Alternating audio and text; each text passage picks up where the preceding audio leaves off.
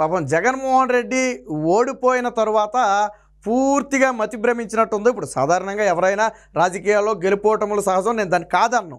ఓడిపోయిన పార్టీ ఏం చేయాలి, అసలు మనం ఎందుకు ఓడిపోయాం, మనకి ఎన్ని సీట్లు వచ్చాయి, ఇంత దారుణ పరాజయానికి కారణం ఏంటి, ప్రజలు మనల్ని ఎందుకు నమ్మలేదు అనే విషయాల మీద విశ్లేషించుకుని ఆ తప్పు మళ్ళీ జరగకుండా చూసుకునే ప్రయత్నం చేయాలి. అది రాజకీయ పార్టీ లక్షణం.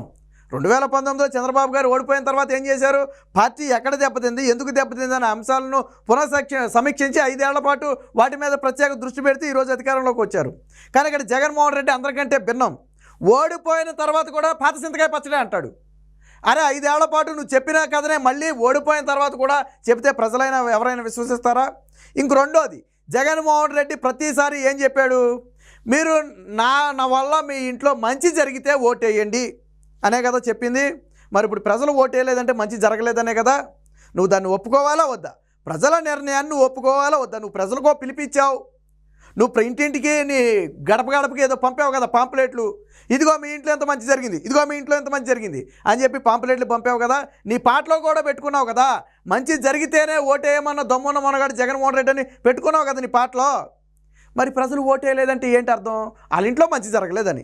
మరి నువ్వు ప్రజా నిర్ణయాన్ని ఒప్పుకోవాలి కదా. ఒప్పుకోవటం మానేసి మొన్న ఓడిపోయిన రోజు కూడా ఏం మాట్లాడతాడు జగన్మోహన్ రెడ్డి, నేను ఇన్ని పథకాలు ఇచ్చాను వాళ్ళందరూ ఏమైపోయారు, నేను ఇన్ని పథకాలు ఇచ్చాను వీళ్ళందరూ ఏమైపోయారు అంటాడు. నువ్వు 5 ఏళ్ల పాటు నువ్వు చెప్పింది అదే కదా, నేను అమ్మఒడి ఎంత ఇచ్చా, రైతు భరోసా ఎంత ఇచ్చా, మహిళలకి ఎంత ఇచ్చా, లేకపోతే ఆటో వాళ్ళకి ఎంత ఇచ్చా అని నువ్వు 5 ఏళ్ళు పాడిన పాటే కదా. నువ్వు అంత పాడినా కానీ ఏం చేశారు, ఇంటికి పంపారు. అంటే అర్థం ఏంటి, నువ్వు రూపాయి ఇచ్చి 2 రూపాయలు పీక్కుంటున్నావు. ఆ మాత్రం వాళ్ళకి తెలీదా?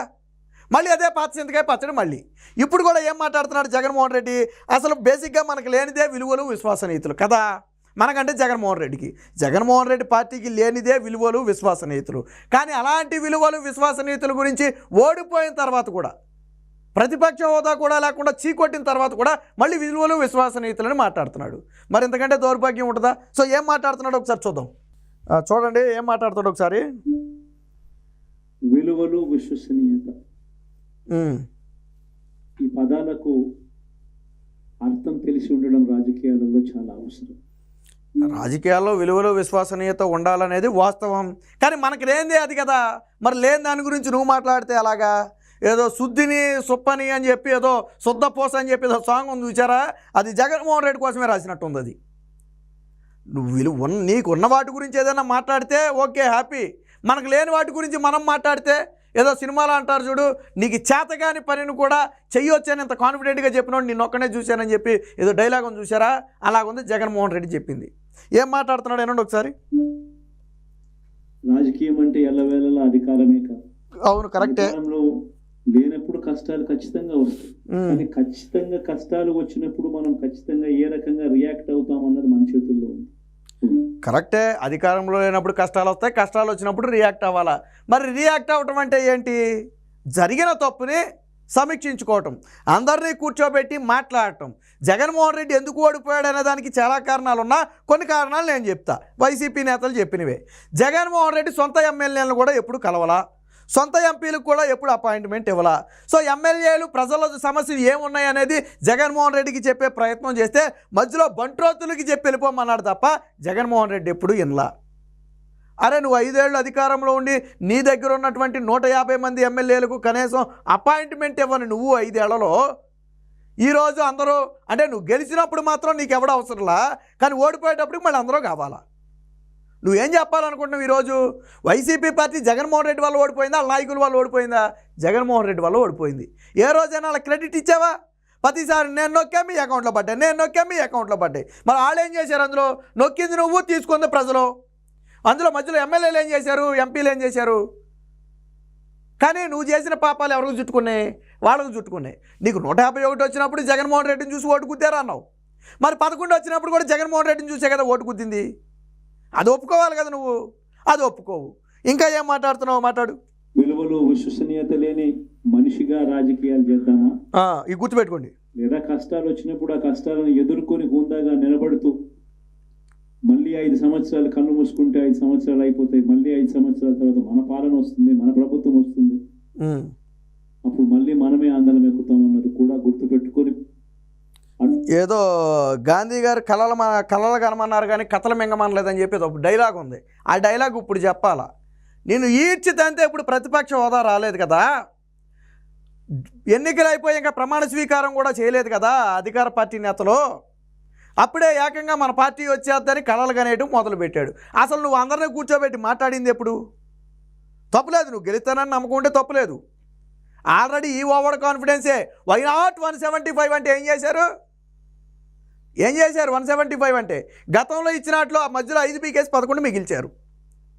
అది ఓవర్ కాన్ఫిడెన్స్. వై నాట్ 175 అనేది ఓవర్ కాన్ఫిడెన్స్. దేశంలో ఏ నేత కూడా ఉన్న సీట్లన్నీ మేమే గెలుస్తాం, అసలు ప్రతిపక్షానికి ఒక్కడు కూడా రాదు, ప్రతిపక్ష పార్టీ నేత కూడా గెలవడు అని చెప్పి ఎవడ అనలా? నువ్వే అన్నావు. ప్రజలు అందుకే చీకొట్టి పంపారు. ఇక నువ్వేదో అన్నావు, ఏంటది? ఇందాక ఏదో మాట అన్నాడు, అన్నాడు ఒకసారి. వచ్చినప్పుడు ఆ కష్టాలను ఎదుర్కొని హుందా లేని మనిషిగా రాజకీయాలు చేద్దామా, విలువలు విశ్వసనీయత లేని మనిషిగా రాజకీయాలు చేద్దామా? వాళ్ళు ఈ పదం ఏంటో నాకు అర్థం కాల. విలువలు విశ్వసనీయతలు లేని మనిషిగా రాజకీయం చేద్దామా అంటున్నారు. ఒకవేళ నిజంగా రాజకీయం చేసే ఉద్దేశం ఉంటే తప్పుని ఎత్తి చెప్పడంలో తప్పు లేదు. కానీ నువ్వు నీ సాక్షిలో నిన్నటి నుంచి ఒకటి మొదలు పెట్టారు. మరి అది విలువలు విశ్వసనీయతలు ఎలాగవుద్దో నాకైతే అర్థం కాల. చంద్రబాబు క్యాబినెట్లో 15 మంది ఖమ్మం మంత్రులంట. మరి ఈ వార్త వేసిన ఏ చెప్పుతో కొట్టాలా? ఈ వార్త వేసిన వాడిని ఏ చెప్పుతో కొట్టాలా? దీని ఛానల్ నడిపేవాడిని ఏ చెప్పుతో కొట్టాలా? 15 కమ్మ పోస్టులు ఎక్కడో చూపిస్తావు నువ్వు? 10 చంద్రబాబు గారి క్యాబినెట్లో ఉన్నది 4 కమ్మ పోస్టులు, 25కి 4 చూపిస్తావా? ఎక్కడున్నాయో 15? గతంలో 30 మంది కమ్మడి ఎస్పీలు అన్నాడు కదా, అలాంటి ఫేక్ ప్రచారమే ఈరోజు కూడా. ఇదా విలువలతో కూడిన రాజకీయం అంటే? ఇదా విలువలతో కూడిన రాజకీయం? నువ్వు చెప్పావు కదా, విలువలతో కూడిన వ్యక్తిలాగా రాజకీయం చేద్దాం అన్నావు. ఇదేనా నువ్వు చేసే రాజకీయం? ప్రజలు ఎందుకు చీకొట్టారో కనీసం అర్థం చేసుకోకుండా మళ్ళీ అప్పుడే నీచిబుద్ధి మొదలు. నువ్వు చేసిన ఫేక్, నువ్వు వాడిన అబద్ధాలు, నువ్వు చేసిన అరాచకం, ఇవే ఈరోజు నిన్ను ఓడించింది. మళ్ళీ నువ్వు మారకుండా మళ్ళీ పాత చింతకాయ పచ్చడి అంటే ప్రజలు చూస్తూ ఊరుకుంటారా? ఈసారి ఉన్న గోచి కూడా పీకేస్తారు. మొన్నటి వరకు సూట్ వేసుకుని తిరిగావు, ఇప్పుడు మొత్తం పీకేసి మధ్యలో చిన్న గోచి చెట్టారు. ఈసారిగానే ఇలాగే మాట్లాడేవనుకో, ఆ మధ్యలో గోచి కూడా పీకేస్తారు. ఇక తర్వాత నువ్వు బయటకు రావాలో వద్దో నువ్వే నిర్ణయించుకోవచ్చు. ఉన్న గోచి పీకడం ఖాయం. అది ముందు రాజకీయాల్లో విలువలు విశ్వసనీయతలు ముందు మనకు ఉండాలా. కులం చూడలేదు, అడుగులు వేస్తామా అన్నది మనలో ప్రతి ఒక్కరు కూడా ఆలోచన చేసుకోవాలి. ఇదే మన ప్రభుత్వం అధికారంలో ఉన్నప్పుడు కులం చూడలేదు, మతం చూడలేదు, ప్రాంతం చూడలేదు, రాజకీయాలు చూడలేదు. మళ్ళీ పాత చింతకాయ పచ్చడే మళ్ళీ వచ్చేసే మొదటికి. నేను అని చెప్పేది అదే. నువ్వు ప్రతిపక్షం అధికారంలో ఉన్న రోజులు చెప్పింది అదేగా. కులం చూడడం, మతం చూడడం, ప్రాంతీయ చూడడం, పార్టీ చూడడం. నువ్వేం చూడలేదు కాబట్టి ప్రజలు నిన్ను చూడాల. నువ్వు ఏదైతే చెప్తావో దానికి రివర్స్లో చేస్తావు. నువ్వు టీడీపీ నాయకులు ఆ పథకాలు పీకేస్తావు, కులాల పేరుతో వాళ్ళకి చిచ్చులు పెట్టే ప్రయత్నం చేస్తావు.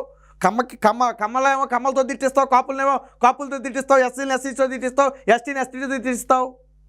మరి ఇవన్నీ కుల రాజకీయాలు కాదా? కులాల పేరిటి కదా నువ్వు చెచ్చుకొట్టింది. అమరావతిని కమ్మరావతి అని కులాన్ని అంటగట్టింది నువ్వు కాదా? నాడు కరోనాకి వ్యాక్సిన్ వేస్తే కమ్మోళ్ళు తెచ్చారు వ్యాక్సిన్ అంది నువ్వు కాదా? నువ్వు చేసింది కదా కుల రాజకీయం. ఆ కుల రాజకీయం చూసే, ఆ రోజు చూసే ఇలాంటి కులాల పిచ్చున్నోడిని మనం తీసుకురాకూడదు. ఒక కులానికి మాత్రమే పదవులు ఇచ్చుకుని మిగతా కులాలన్నిటికీ వెన్నుపోటు పొడిచిన జగన్మోహన్ రెడ్డి వద్దు అనే నిన్ను జగన్మోహన్ రెడ్డి ఈరోజు నిన్ను ప్రజలు దూరం పెట్టారు. నువ్వు ఇంకా రియాలిటీలోకి రాట్లా, ఇంకా భ్రమలో బతుకుతున్నావు. నువ్వు నైతికంగా ఎప్పుడో, నీ పార్టీ నైతికంగా ఎప్పుడో చచ్చిపోయింది. నువ్వు 2014లో ఓడిపోయినప్పుడు ఏమన్నావు? కొట్టారు తీసుకున్నాం, మేము కొడతారు అన్నావు. మరి ఇప్పుడు ఆ దమ్ము నీకుందా? కొట్టారు తీసుకున్నాం అనే దమ్ము నీకుందా? మళ్ళీ మేము కొడతామనే ధైర్యం నీకుందా? ఆ ధైర్యం చచ్చిపోయిందంటేనే నైతికంగా నీ పార్టీ చచ్చిపోయింది. ప్రజలు నేను ఎంత దారుణంగా చీకొట్టారంటే ప్రతిపక్ష హోదా కూడా ఇవ్వాలి. ఆఫ్టర్ ఆల్ ఎమ్మెల్యే ఎవడయ్యా జగన్మోహన్ రెడ్డి అని ఈరోజు ఎవడైనా అడిగాడు అనుకోండి, ఆఫ్టర్ ఆల్ ఎమ్మెల్యే అండి, ఒక గన్మ్యాన్ ఎత్తది ప్రభుత్వం, తీసుకో అంతే. నీకు ప్రభుత్వం గన్మ్యాన్ ఎత్తది అంతే, అది నీ స్థాయి. ఈరోజు జగన్మోహన్ రెడ్డి స్థాయి ఏంటంటే ఒక గన్మ్యాన్ తీసుకునే స్థాయి, అంతే నీ స్థాయి. నీకు ప్రతిపక్ష హోదా కూడా లేదు. అంత దారుణమైన ఫలితాలు ఇచ్చారు ప్రజలు. అయినా కానీ రియాలిటీలోకి నువ్వు రాలా. చివరికి ఏ పార్టీకి ఎవరు ఓటు వేశారు అన్నది కూడా చూడకుండా ప్రతి పథకము కూడా డోర్ డెలివరీ చేయించాం మనం. నువ్వు పథకాలు డోర్ డెలివరీ చేసావో లేదో తెలియదు కానీ దళితుల శవాలను మాత్రం డోర్ డెలివరీ చేసావు. నీ ఎమ్మెల్సీ అనంతబాబు దళిత డ్రైవర్ సుబ్రహ్మణ్యాన్ని చంపేసి డోర్ డెలివరీ చేయలా? ఆ డోర్ డెలివరీ చేసిన వాడిని నువ్వు కూడా పెట్టుకుని తిరగలా?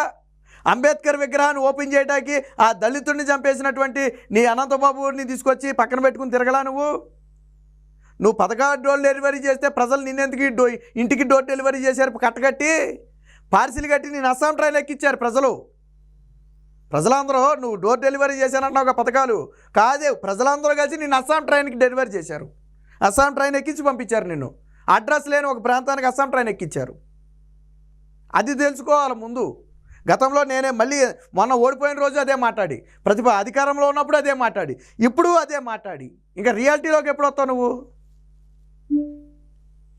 అర్హత మాత్రమే ప్రామాణికంగా తీసుకుని ప్రతి పథకము ప్రతి మంచి కూడా ప్రతి ఇంటికి డోర్ డెలివరీ చేయించు. ఏంటి అర్హత అంటే వైసీపీ సభలకు రావాలా ఏంటి అర్హత అంటే జగన్మోహన్ రెడ్డికి భజన చేయాలా ఏంటి అర్హత అంటే వైసీపీ నాయకులకు భజన చేయాలా ఏంటి అర్హత అంటే వాళ్ళు కూర్చోమంటే కూర్చోవాలా నుంచోమంటే నుంచోవాలా అది అర్హత అంటే. ఎంతమంది టీడీపీ కార్యకర్తలకు నాయకులు నువ్వు పథకాలు ఆపేయలేదు ఏ పథకమైనా సరే ఒక ఏడాదికి మించి రెండో ఏడాది నువ్వు పెంచి ఇచ్చావా మొదటి ఏడాది 10 మందికి ఇస్తే రెండో ఏడాది 12 మందికి ఇవ్వాలా మూడో ఏడాది 15 మందికి ఇవ్వాలా నాలుగో ఏడాది 20 మందికి ఇవ్వాలా పథకాల సంఖ్య పెరగాలి కదా ఇచ్చే లబ్ధిదారుల సంఖ్య పెరగాలి కదా ఎందుకు తగ్గింది మరి నువ్వు మొదటి ఏడాది 10 మందికి ఇస్తే చివరి ఏడాది 5 మందికే ఇచ్చావు సగం మందికి కోతలు విధించావు దానికి 1,00,000 కారణాలు ఒకటి పార్టీ చూస్తావు రెండు నీ కులమో కాదో చూస్తావు నీ మతమో కాదో చూస్తావు నీ పార్టీ నీకు భజన చేస్తున్నారో లేదో చూస్తావు అయ్యే కదా చూసేది అలాగే కదా నువ్వు పథకాలకి ఇచ్చింది మరి నిజంగా నువ్వు పథకాలు అంతా డోర్ డెలివరీ చేస్తే ప్రజలు కనీసం నీకు ప్రతిపక్ష హోదా ఎందుకు ఇవ్వాలా ఓడిపోవడం గురించి కొన్ని మాట్లాడను గెలిపోవడం సహజమే వదిలేద్దాం ప్రతిపక్ష హోదా కూడా ఇవ్వకుండా ఎందుకు దారుణంగా చావగొట్టి పంపారు నిన్ను 175కి 164 వాళ్ళు గెలిచారా 11 నువ్వు గెలిచావా సిగ్గనిపిట్లా ఇంకా నువ్వు ఆ మాటలు మాట్లాడటానికి ఇప్పటికైనా రియాలిటీలోకి వస్తే భవిష్యత్తు ఉంటుంది లేదు నేను పాతక చింతకాయ పచ్చలాగానే ప్రజలకు ఇచ్చా ప్రజలు నాకు ఓటేయలేదు అని చెప్పి ప్రజల మీద నిందేసే ప్రయత్నం చేస్తే ఇందాకే చెప్పే కదా ఉన్న గోచి కూడా బీకేస్తారంటే ఆ 11 కూడా బీకేస్తారు ఇక నువ్వు పెద్దిరెడ్డి రామచంద్రారెడ్డి తప్ప నీ పార్టీలో మిగిలే వాళ్ళే ఉండరు కర్మ ఎంత కాలిపోయిందంటే గతంలో 23 అని తెలుగుదేశం పార్టీని ట్రోల్ చేసి నేను డోర్ ఓపెన్ చేసి నేను కొల్లారు చేస్తే నీకు ప్రతిపక్ష పార్టీ హోదా ఉండదన్నావు ఈరోజు నువ్వేం చేయకుండానే నీకు ప్రతిపక్ష హోదా లేకపోయింది ఇప్పుడు ఆల్ డోర్లు తెరిస్తే నీ పరిస్థితి ఏంటో ఆలోచించు ఈరోజు టీడీపీ జనసేన బీజేపీ డోర్లు తెలిస్తే నీ పార్టీలో ఉన్నవాళ్ళు ఉంటారా 11 మందిలో నువ్వు పెద్దిరెడ్డి తప్ప ఇంకొకటి ఎవడైనా మిగులుతాడా ఆలోచించుకోకసారి ఇది జగన్మోహన్ రెడ్డికి ఏంటంటే ఇంకా అధికార మదం దిగలేదు అనటానికి ఆయన మాటలే ఒక ఉదాహరణ.